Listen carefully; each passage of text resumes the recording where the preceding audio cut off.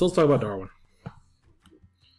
Now, Charles Darwin here is influential in biology. He's prolific. He's majorly involved.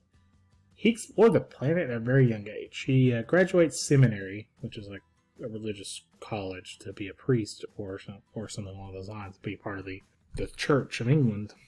And he graduates, and he's not really sure what he wants to do. So what he does is he gets a job on the HMS Beagle, His Majesty's service, or Her Majesty's service, the Beagle. Now, the Beagle is a exploration ship. Its job is to map out coastlines.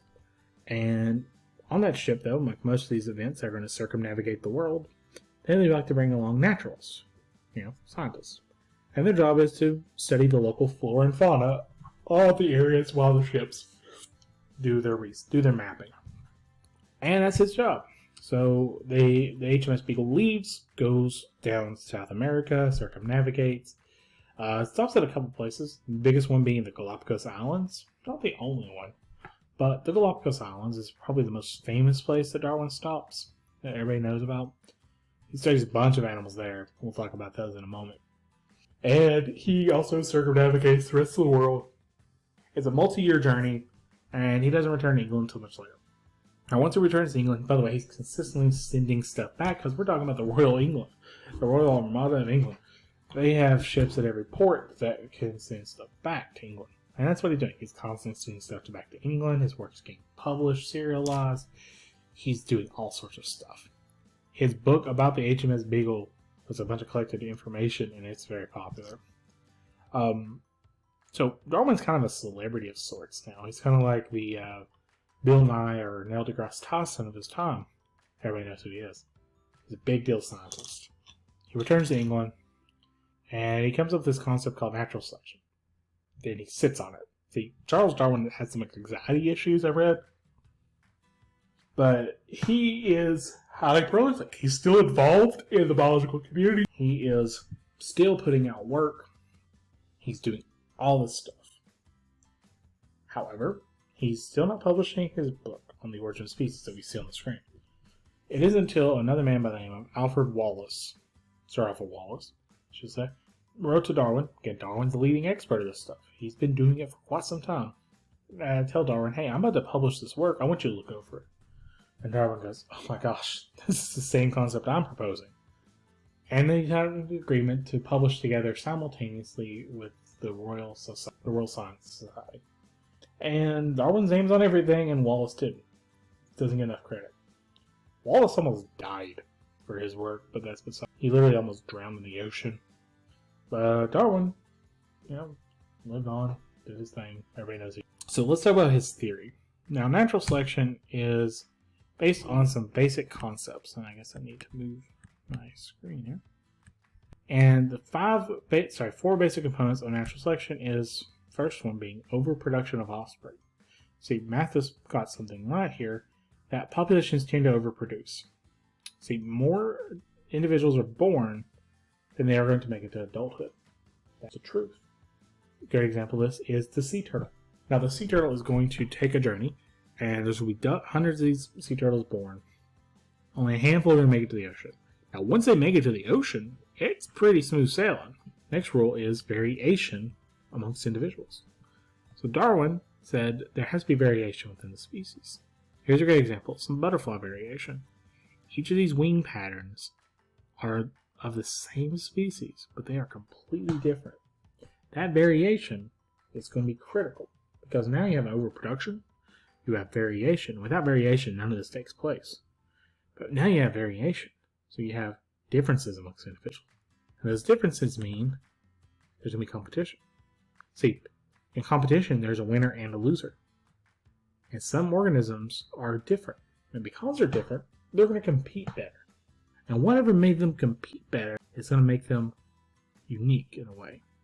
So whatever trait they had that helped them compete better is going to be important for the fourth rule. That successful competitors survive. They won. Not only did they win, they won long enough and well enough that they are able to reproduce. They make it to adulthood. If you make it to adulthood and you can reproduce, that means whatever helped you make it to adulthood you now pass on, because chances are whatever helped you make it to adulthood is in your genes. It is a change in your DNA. You have a unique protein of some sort that allows you to be more competitive and outcompete all your opponents a little bit better. Because if you were a little bit better, you were able to reproduce more with more mates, or you're able to have a longer life reproducing more of the same mate, whatever. But you had more offspring. And whatever made you special is now in your offspring's DNA. And that slowly filters into the gene pool. And as long as conditions remain, it's going to take time, but it will change the gene pool. And a good example here is the cheetah.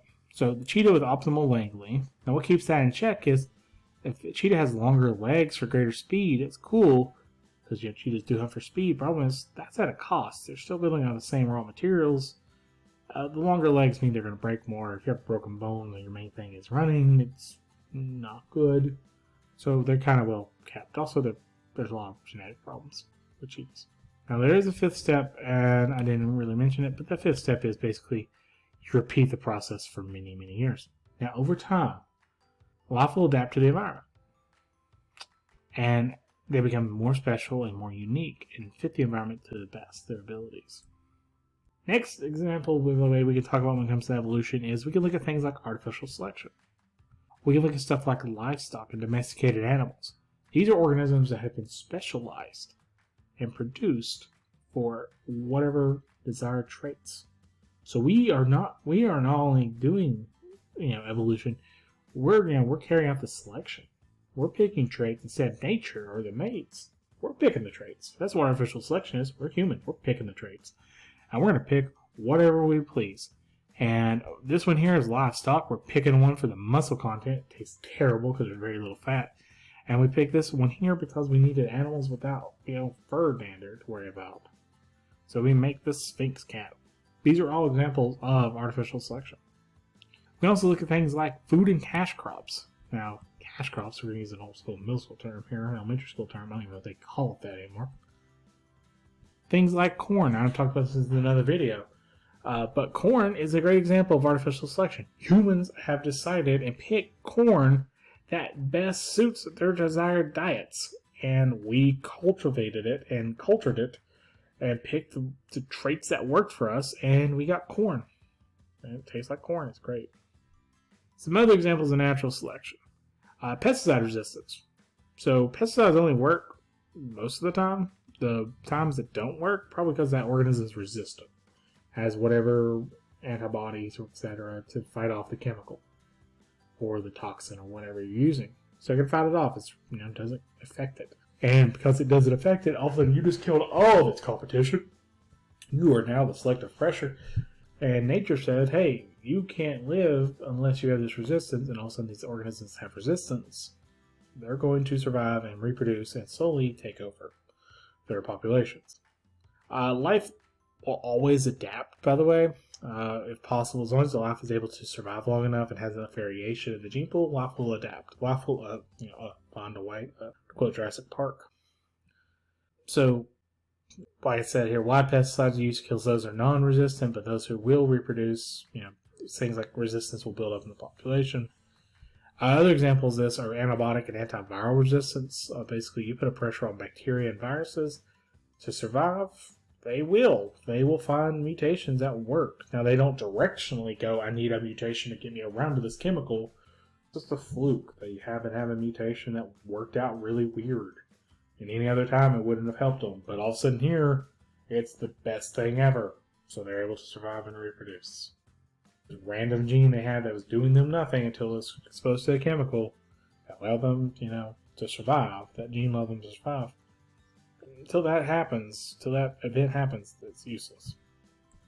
Finches are probably one of the more well-documented groups of organisms we're talking about with natural selection. Finches, basically, selective pressure came from the environment of the food source. And the best way we look at is usually the beaks. Because beak size determines what food they eat. Beak size and shape. And we have actually seen their beak size and shape change within 40 years thanks to the work of Peter Roseberry Crabb. In the 70s, they went back to the Galapagos Islands to found Darwin's finches. And they started, and this is happening major. And they started tracking the beaks of the finch. And over time, they saw, as these droughts and stuff moved in and out, that the beaks changed to fit the environmental conditions. So we have seen it happen. We have the data. Other things we like to look at is things like common ancestry. So when it comes to natural selection, because that means life adapts and changes, that means there's probably a common ancestor. We're not 100% sure where common ancestry works, because who's the common ancestor? It gets really complicated, as you can see here on the screen. Then you throw in stuff like horizontal transfer, where genes and traits pass across multiple phylums and genuses and kingdoms even, and things get messy. So, big thing is, take away here, life is complicated. It's going to find a way. It's going to do what it has to do to survive. Now, that survival takes time. If you don't let that population survive long enough, it's going to take time. So you have to allow it to do that. Life will adapt. Life will find a way. And natural selection is how it does it. Alright, that's it for today. We'll have another video here talking about the various forces of evolution. Other than that, have a great day. See ya.